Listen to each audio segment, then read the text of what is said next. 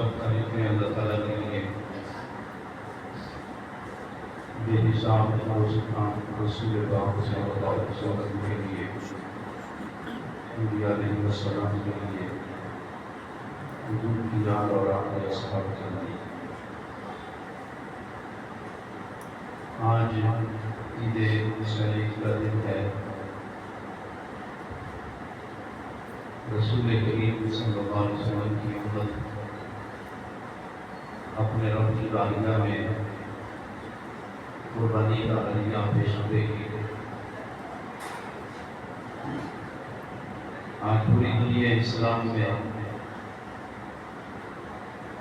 مسلمان ابراہیم علیہ السلام کی سنت پر عمل کریں گے، جانور ذبح کیے جائیں گے اور یہ مسلمان کے لیے بڑے کرم اور بڑے فضل کی بات ہے کہ جانور کے خون کا قطرہ ابھی زمین پر نہیں گرے گا کہ جو مسلمان قربانی دے رہا ہے اللہ اس کے گناہ معاف فرما دے گا۔ اس لیے آج کے دن کو عید کہا جاتا ہے کہ یہ خوشی اور مسرت کا دن ہے کہ اللہ تعالیٰ صرف اتنی بات پر بندے سے راضی ہو رہا ہے کہ بندہ مومن نے ابراہیم علیہ السلام کی سنت پر عمل کیا، رب تعالیٰ نے گناہ معاف فرما دیا۔ اس لیے قربانی شوق سے کرنی چاہیے، محبت سے کرنی چاہیے، مجبور ہو کر قربانی نہیں کرنی چاہیے۔ اور اس بات میں آتا ہے قربانی یہ بندے اور دوزخ کے درمیان حجاب بن جائے گی، بندے کو دوزخ میں نہیں جانے دے گی۔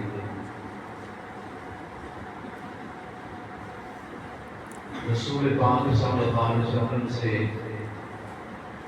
سوال کیا گیا حضور قربانی کیا ہے؟ آپ نے فرمایا تمہارے باپ ابراہیم علیہ السلام کی سنت ہے۔ پھر سوال کیا گیا کہ ہمارے لیے اس قربانی میں ثواب کتنا ہے؟ فرمایا ایک ایک بال کے بدلے میں ایک ایک نیکی ہے۔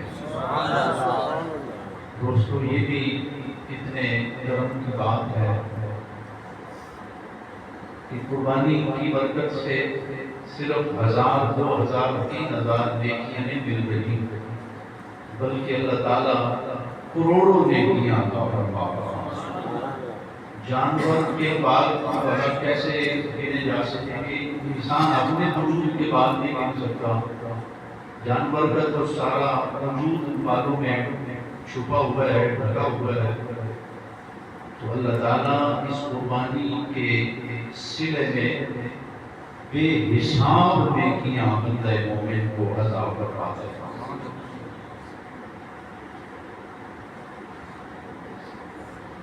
جو آیت مبارکہ پڑھی گئی اس میں ارشاد ہے قل اے رسول معظم آپ فرما دیں ان صلاتی و نسکی بے شک میری نماز اور میری قربانی و محیای میرا جینا و مماتی اور میرا مرنا للہ رب العالمین اللہ کے لیے ہے جو سارے جہانوں کو پالنے والا ہے۔ تو اس آیت مبارکہ میں 4 باتوں کا ذکر ہوا: نماز، قربانی، زندگی اور موت۔ قربانی بھی صرف اللہ کے لیے ہو، نماز بھی صرف اللہ کے لیے ہو، جینا بھی صرف اللہ کے لیے ہو، تاکہ مرنا بھی صرف اللہ کے لیے ہو۔ نماز لوگوں کو دکھانے کے لیے نہیں پڑھنی چاہیے، نماز رب کی رضا کے لیے پڑھنی چاہیے۔ نماز بہت بڑا فریضہ ہے۔ رب تعالیٰ نے سب سے زیادہ قرآن پاک میں جس چیز کا حکم دیا وہ نماز ہے۔ سب سے زیادہ جس چیز کا حکم دیا وہ نماز ہے۔ اور آپ خیال فرمائیں، جب خوشی کا موقع آتا ہے، عید الفطر کا دن ہوتا ہے، عید الاضحیٰ کا دن ہوتا ہے، تو لوگ صرف لذیذ کھانے نہیں کھاتے، عمدہ مشروبات اور پھل مٹھائیاں صرف یہاں تک کہ اپنا شوق نہیں، بلکہ عید کے دن نماز پڑھی جاتی ہے، نماز پڑھی جاتی ہے۔ مومن کی خوشیاں اس وقت تک پوری نہیں ہوتی جب تک اس کا سر اللہ کی بارگاہ میں سجدے سے نہیں رکھا جاتا۔ رب نے خوشیاں عطا فرمائی تو ساتھ میں نماز بھی عطا فرمائی۔ ایسے ہی جب غم اور تکلیف کا موقع آتا ہے، کوئی مسلمان وصال کر جاتا ہے، دنیا سے چلا جاتا ہے، تو اس موقع پر بھی نماز جنازہ پڑھی جاتی ہے، کیونکہ نماز کے ساتھ مومن کو صبر ملتا ہے، صبر ملتا ہے۔ تو مومن کی زندگی میں خوشی آئے یا غم آئے تو مومن کو نماز پڑھنی چاہیے۔ نماز آنکھوں کی ٹھنڈک ہے، نماز دل کا سکون ہے، اور نماز جنت کی چابی ہے، اور نماز کو فرمایا گیا نماز دین کا سکون ہے۔ الصلاۃ عماد الدین۔ اس واسطے کسی مسلمان کو نماز میں کبھی سستی نہیں کرنی چاہیے۔ زکوٰۃ کا ذکر کیا اللہ تعالیٰ نے تو نماز کا ذکر پہلے فرمایا، اقیموا الصلاۃ وآتوا الزکاۃ۔ ایسے ہی قربانی کا ذکر فرمایا تو نماز کا ذکر پہلے فرمایا، ان صلاتی ونسکی۔ آپ فرما دیں میری نماز اور میری قربانی، میرا جینا اور مرنا اللہ کے لیے، جینا اللہ کے لیے ہو جائے۔ صحیح معنوں میں اگر ہماری زندگی اللہ کی رضا کے لیے گزرے تو پھر انشاءاللہ ایک ایک لمحے کی قیمت پڑے گی، ایک ایک لمحے کا اللہ تعالیٰ اجر عطا فرمائے گا۔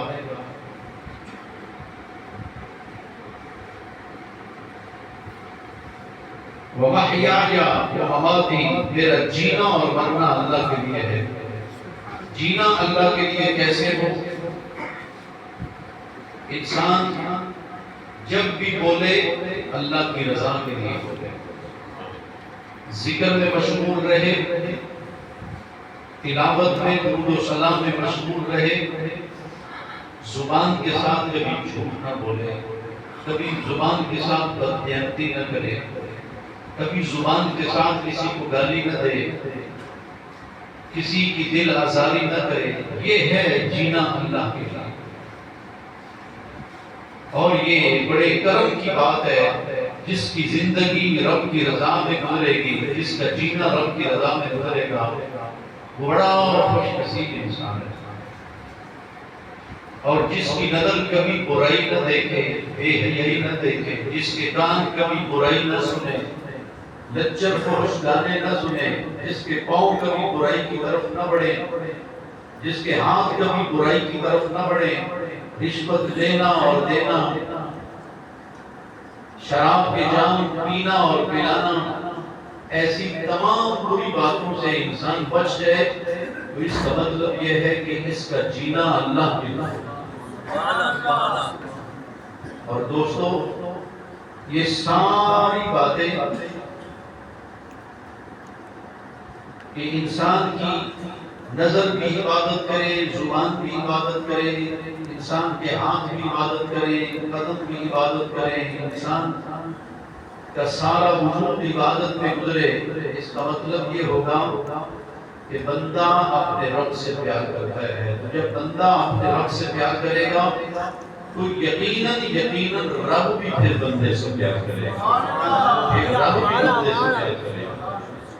اور ہم مسجد میں اپنے رب کا ذکر کر رہے ہیں، ہم اپنے گھر میں اپنے رب کا ذکر کر رہے ہیں، دکان میں ذکر کر رہے ہیں، دفتر میں ذکر کر رہے ہیں، تو اللہ عرش پر قدسیوں کے سامنے ہمارا ذکر کر رہا ہے، فرشتوں کے سامنے اللہ ہمارا ذکر کر رہا ہے۔ تو قربانی کا بڑا اور وسیع مفہوم ہے۔ قربانی کا مطلب صرف یہ نہیں کہ ہم جانور کی رگیں کاٹتے ہیں، بسم اللہ اللہ اکبر کہہ کے جانور ذبح کر دیں، اس کی کھال اتر جائے، اس کا گوشت بنا کے کچھ ہم کھا لیں، کچھ تقسیم کر دیں، بس یہ ہم نے سارے دین کے تقاضے پورے کر دیے۔ نہیں میرے دوست، قربانی کا مطلب یہ ہے کہ ہم اپنی ہر بری خواہش کو قربان کرتے ہیں۔ انسان کے اندر جہاں روحانیت ہے، حیوانیت بھی ہے، حیوان لڑ پڑتے ہیں، انسان بھی لڑ پڑتا ہے اپنے لیے، چھوٹی چھوٹی باتوں پر گولیاں چل جاتی ہیں، فائرنگ شروع ہو جاتی ہے، لوگ سوٹے اٹھا لیتے ہیں، جلاؤ گہراؤ شروع ہو جاتا ہے۔ یہ سب باتیں حیوانی ہیں، یہ سب باتیں حیوانی ہیں۔ کیوں انسان اپنے لیے لڑتا ہے؟ کب تک لڑے گا؟ جب مر جائے گا پھر کیسے لڑے گا؟ مومن کو غصہ آنا چاہیے، لیکن کب آئے غصہ؟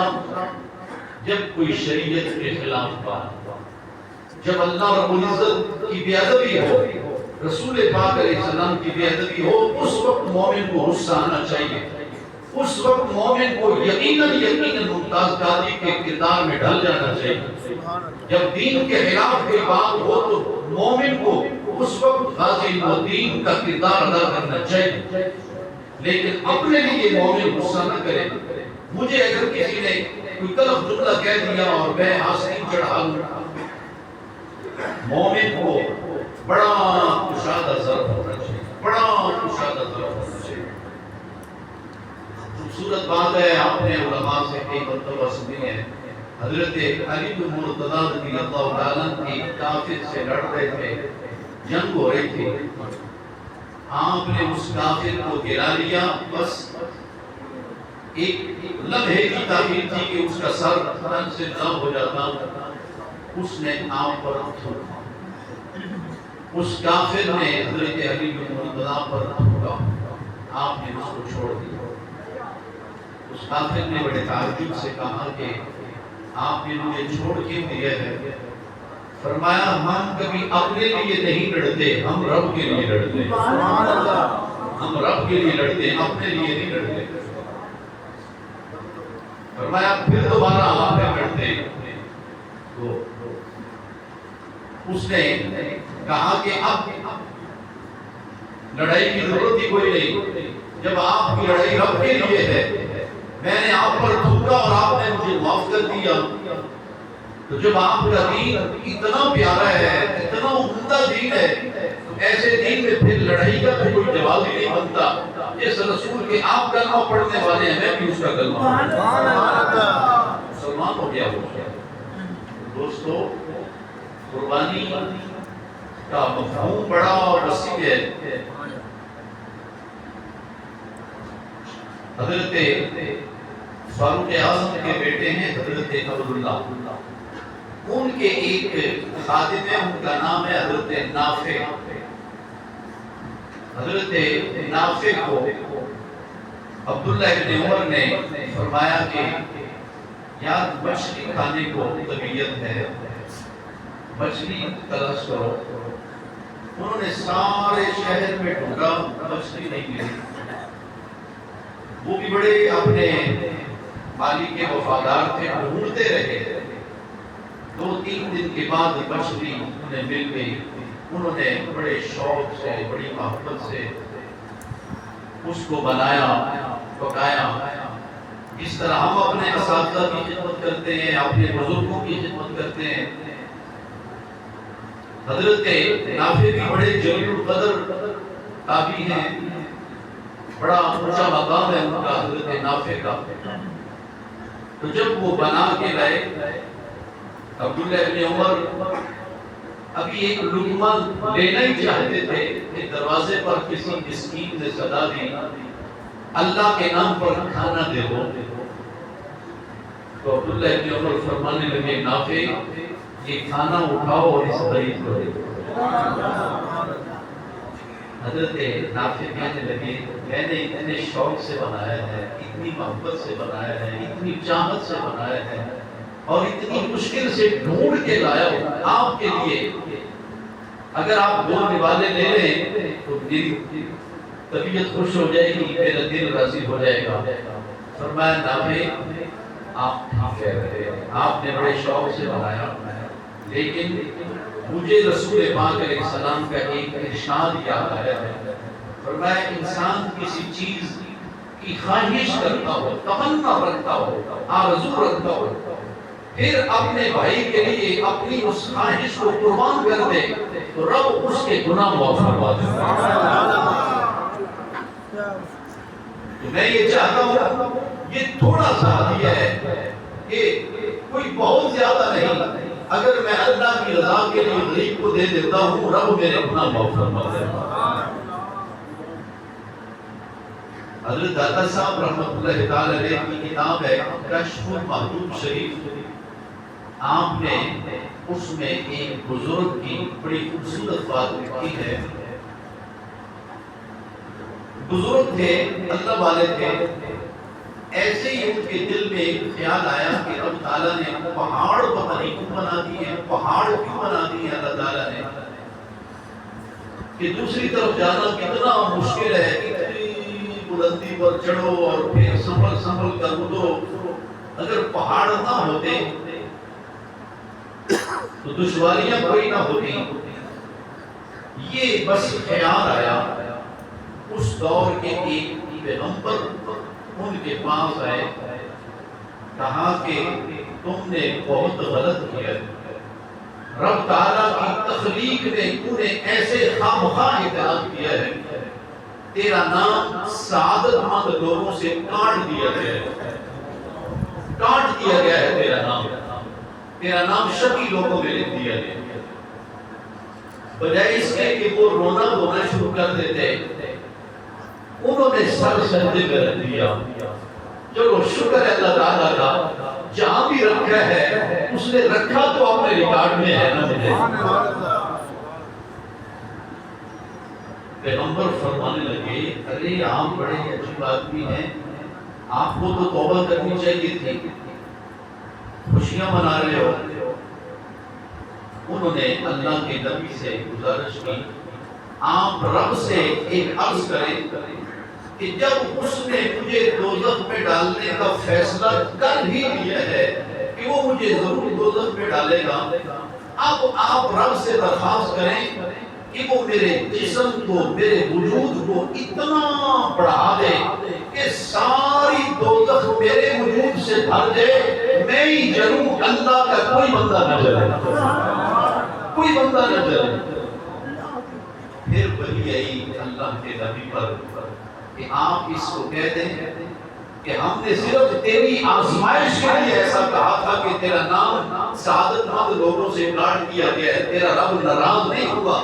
جب تو میرے بندوں سے اتنا پیار کرتا ہے، اتنی محبت کرتا ہے، قیامت کے دن میں تجھے بھی جنت دوں گا، جس جس کی تو سفارش کرے گا انہیں بھی ہم جنت دوں گا۔ دوستو قربانی کا مطلب یہ ہے، قربانی کا مطلب یہ ہے ہم اپنے اندر جو حیوانیت ہے، جو غصہ ہے، جو تکبر ہے، غرور ہے، انانیت ہے، ہم اس کو قربان کریں تاکہ اپنے رب کے مقبول بندے بن جائیں اور اس کی بارگاہ میں شکر گزار بندے بن جائیں۔ تو قربانی کا بڑا ایک وسیع اور بڑا ایک پیارا مفہوم ہے، اس کو سمجھنے کی ضرورت ہے۔ نبی پاک علیہ السلام نے فرمایا طاقتور کون ہے؟ کہا گیا جو دبا لے غالب آ جائے، فرمایا طاقتور وہ نہیں جو غالب آ جائے، طاقتور وہ ہے جو معاف کرے۔ سبحان اللہ، جو معاف کرے۔ دوستو ہر روز اخبارات پر سرخیاں چھپتی ہیں کہ قتل کر دیا، جائیداد کے لیے قتل کر دیا، پیسوں کے لیے قتل کر دیا۔ یہ قتل کیوں ہوتے ہیں؟ ہمارے اندر سے وہ جذبہ ختم ہوتا جا رہا ہے، ہمارے میزان بڑے تنگ ہوتے جا رہے ہیں۔ مومن کو بڑا کشادہ ظرف ہونا چاہیے۔ نبی پاک علیہ السلام کو لوگوں نے پتھر مارے، طائف پتھر مارے، اتنا مارا رسول پاک علیہ السلام کو، آپ کی پنڈلیاں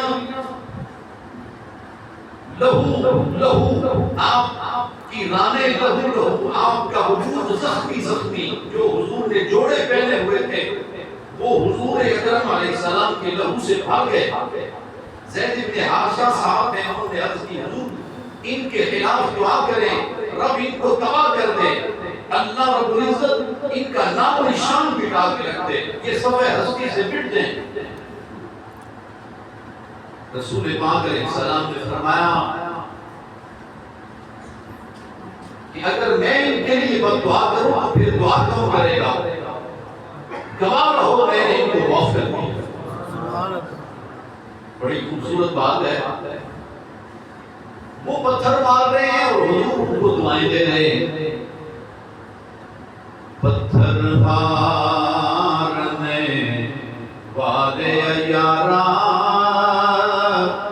یہ میرے بلعامے،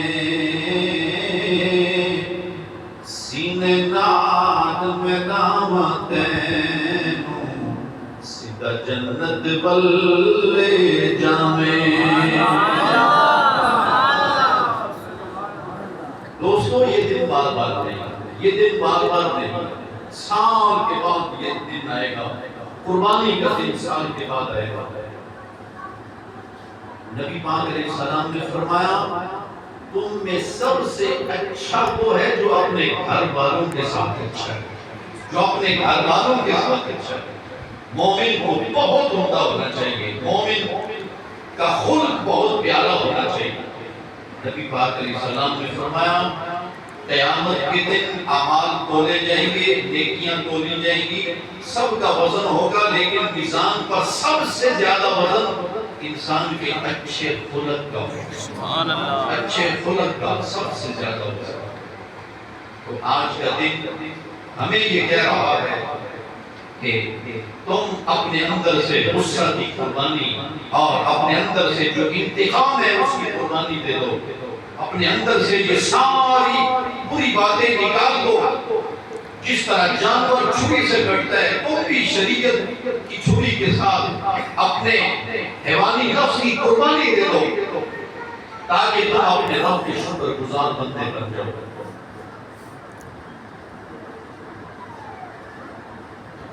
حدیث پاک میں آتا ہے قربانی کے ہر بال کے بدلے میں اللہ نے کیا، اور یوں بھی حدیث پاک کا مفہوم ہے کہ یہ قربانی کا جانور قیامت کے دن سواری بن کر بندہ مومن کی قبر پر آ جائے گا۔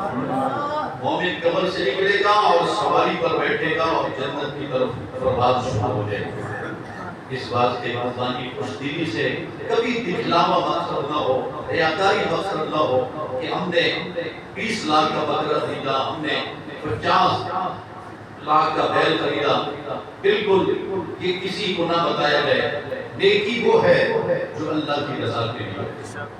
قربانی کی کھالیں، کوشش کریں، جامعہ میں بھیجتے، تعمیر بھی چل رہی ہے، طلباء کا لنگر بھی بنتا ہے، اس طرح لنگر میں بھی آپ کا حصہ شامل ہو جائے گا، مسجد کی تعمیر میں بھی، اور اس کے علاوہ بھی جو صاحب حیثیت لوگ ہیں مسجد کے لیے اپنا حصہ شامل کریں۔